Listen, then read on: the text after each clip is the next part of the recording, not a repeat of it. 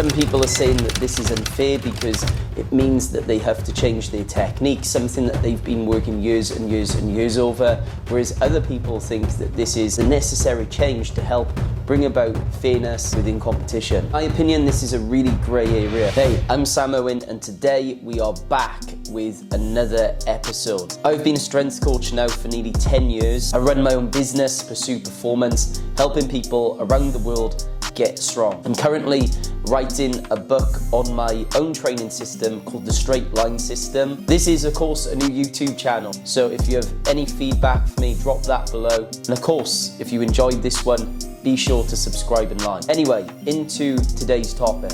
Today we're going to talk a little bit about the new IPF bench press rule. We're also going to talk a little bit about the bench press, some of its misconceptions, particularly around the topic of arching. So firstly, why do people actually arch in a bench press? It has been a topic of much contention. Some people say that arching is cheating. Some people say that arching is necessary.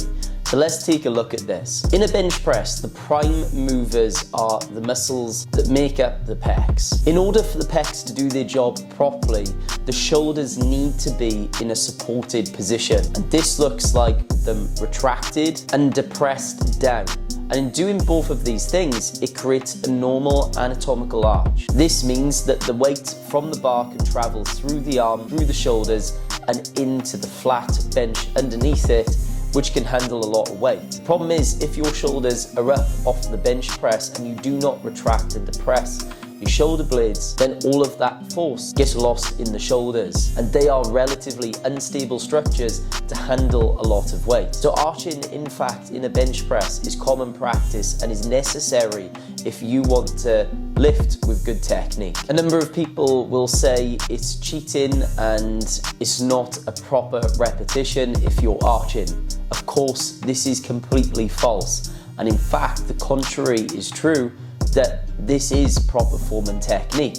However, like most things, you do have people that are on the extreme ends of the spectrum. There are those out there, of course, that are moving the bar through a tiny range of motion and using their arch to their advantage. And it would be silly of me not to mention that one of the distinct advantages to using an arch is that it can be a tool to help reduce the range of which the bar has to travel. And up until recently, this rule could be exploited by people so that they were literally working through a few inches of a range of motion, giving them an unfair advantage on the other competition. Bring in the new IPF rule. So here's an overall description on the new rule. The International Powerlifting Federation changed its bench press rules on the January 1st, 2023 after receiving complaints and extensive discussion. The changes were made to discourage lifters from minimizing their range of motion and using extreme back arches to reduce the bar's range of motion. The new rules include elbow depth. Elbow joint must pass the shoulder joint to a specific depth. Elbow position. Elbow joints must be lowered level with or below the top of the shoulder joint. Feet. Feet are not allowed on the bench during setup. Grip.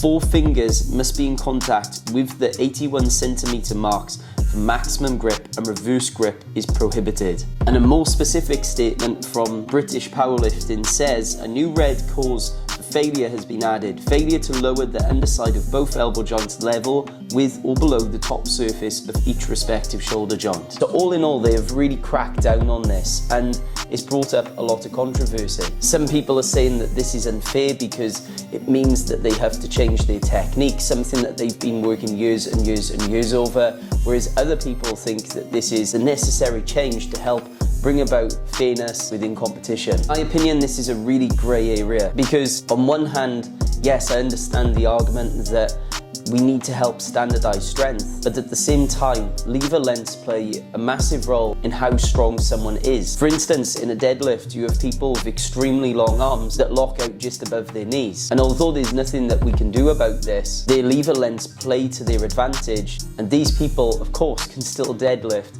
in an IPF competition. Now, the same argument could be used for someone in a bench press who happen to have much shorter arms and really good thoracic mobility. On the other hand, I also see the argument that we need to standardize to help make competition a bit fairer. So in my opinion, I do think that this is a net positive, and they're obviously trying to act on all of the feedback that they're having from the competitors. Now, how does this affect you? If you're somebody who has been bench pressing with your elbows slightly above your shoulder blades, then you might have to adjust your grip. This means that bringing in your grip a bit narrower will ensure that you can get a little bit more flexion in your elbow joint and thus get your elbows slightly below your shoulder blades. Bringing the feet a little bit further out can also help reduce the size of the arch, meaning that you will increase the range of motion of the bar and thus get your elbows a little bit deeper. Now, of course, you're gonna have to spend some time working on this new technique. There is gonna be an adjustment period,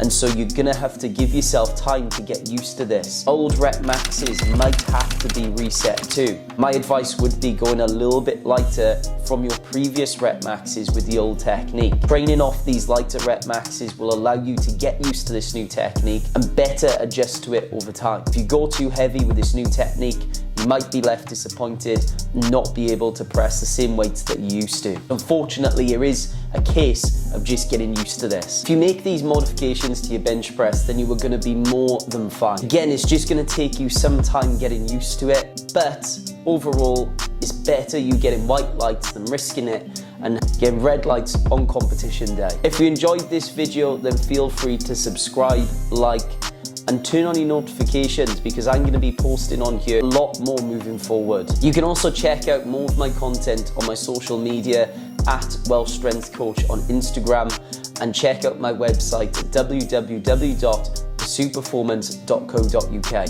I hope you enjoyed, and I'll catch you in the next one.